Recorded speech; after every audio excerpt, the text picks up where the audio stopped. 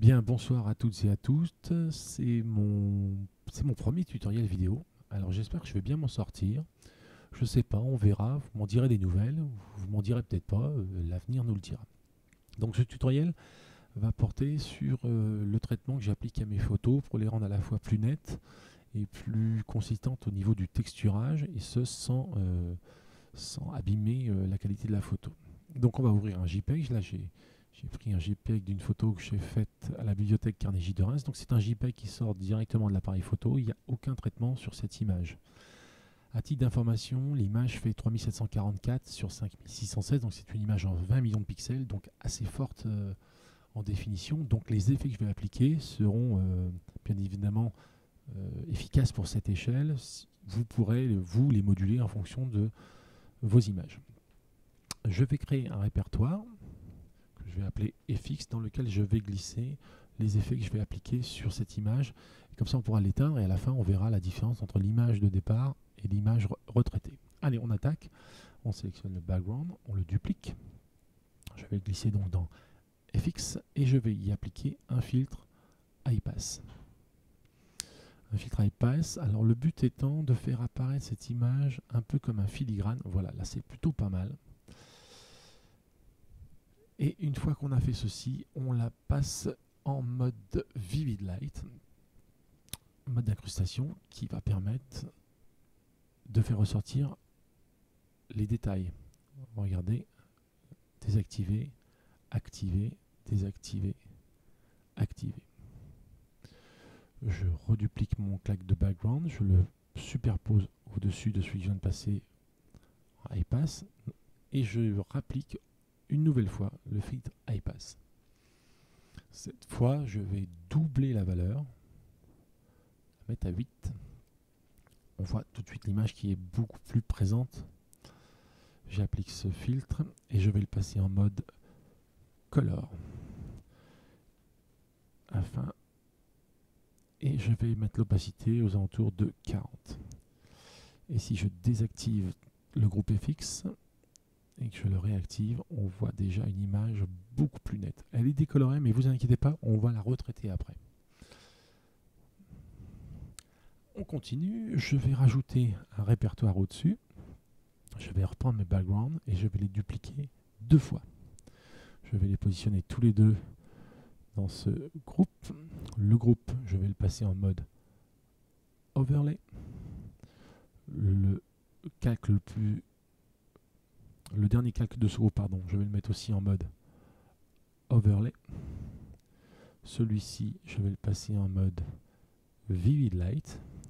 Je vais inverser mon image et je vais lui appliquer un flou de surface,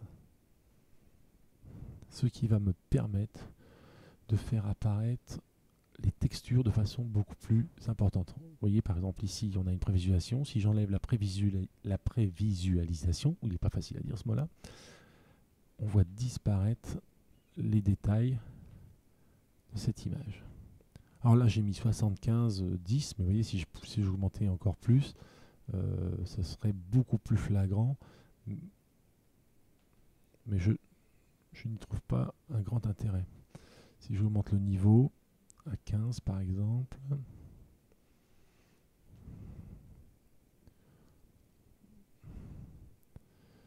c'est pas mal. Mais c'est un peu fort, on va le mettre à 13. Voilà. Donc là on retrouve bien la texture du bois sur les tiroirs ainsi que sur le plancher. J'applique cet effet. Donc là Photoshop calcule le flou de surface. On va attendre un petit peu, on va être patient, je ne vais pas vous chanter une chanson. Ça vient, ça vient, ça vient. Informatique de nos jours, il faut être patient. Voilà, je me positionne ici, je vais rajouter un contrôle des niveaux, un contrôle des courbes et un contrôle de la vibrance. Sur mes niveaux, il faut faire en sorte que l'histogramme soit le plus serré possible entre les deux extrémités du blanc et du noir. Donc je vais rajouter un peu de noir Voilà, ça me paraît pas mal. On a déjà un contraste qui ressort. Et je vais tirer un peu sur celui-ci pour avoir une image un poil plus claire. Bon, l'histogramme était déjà bien étalé, donc c'est pas flagrant, sauf sur les noirs. Au niveau des courbes, pour générer des contrastes, je vais utiliser le contraste linéaire en règle générale. C'est celui qui je trouve le plus intéressant. Voilà, et il marche plutôt bien. Donc je vais me contenter de celui-ci, mais vous pouvez bien évidemment faire vos réglages là comme il se faut. Et puis sur la vibrance, puisqu'on avait désaturé l'image avec, rappelez-vous, ce calque qu'on a passé au high pass, je vais rajouter de la vibrance. Je vais la monter à 55 à peu près. Voilà. Et puis un peu de saturation. Ouais, ça me paraît pas mal. Voilà, ça me paraît plutôt bien. Mon image, fin de mon traitement. Donc voilà ce que ça donne. Et si je désactive l'ensemble des calques, voilà l'image de base. Donc on est parti de cette image qui était légèrement floutée sur certains endroits, en tout cas pas très nette. Et après traitement, on retrouve quand même de la présence à la fois dans les couleurs, les textures et la netteté.